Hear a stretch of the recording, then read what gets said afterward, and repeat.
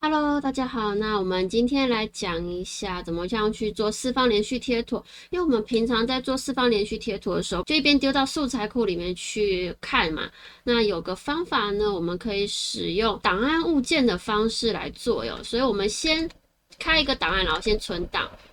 那我们就再开一个新的档案，然后 OK。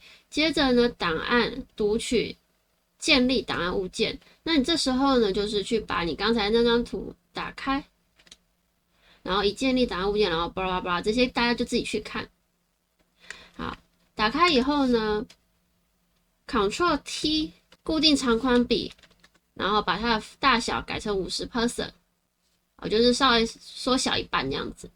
接着呢，它没有密铺效果所以我们到这边找到密铺或扳手里面找到密铺这边，那你可以去设定你要是哪一种模式。好，这样你就完成了一个就是连续图的一个设定了。我们把这张图像这样子放到这边，那这边就是我们绘制的地区。那我们在画的时候呢，存档以后会自动同步过来所以你只要一直有存档的动作，其实就可以去看说哪边还没有修到缝隙那我这边就是快速的示范一下怎么画。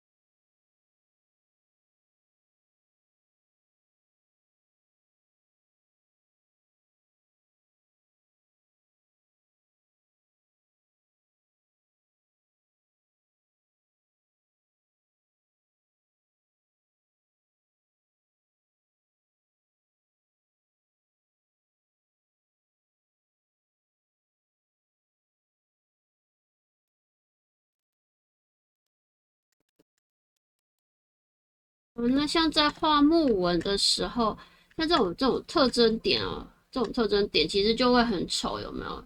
它的重复性太高了，所以这种东西我们通常都会尽可能的把它的特征给去除就在画素材的时候，会建议这样子的做法。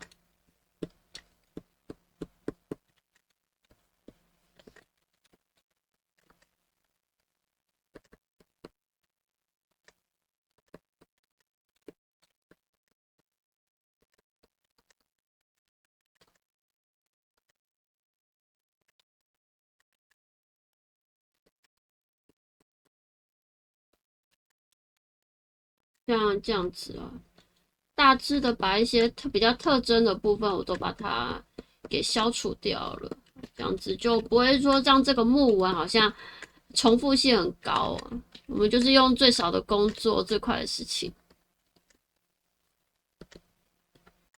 好，那像这样子做完了，这张图你在这边看的时候，只要它的就是它的接缝是有接起来，然后符合你想象中的那个四方连续的样子，我们就可以把这个图呢，直接把它丢进你自己的素材库里哦，就直接这样丢进来，然后给它命名，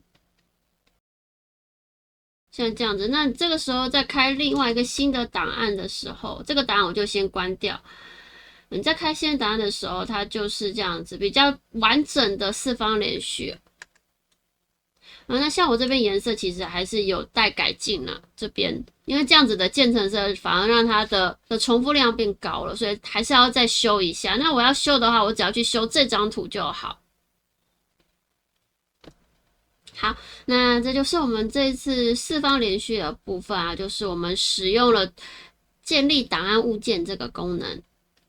就这样子，谢谢大家。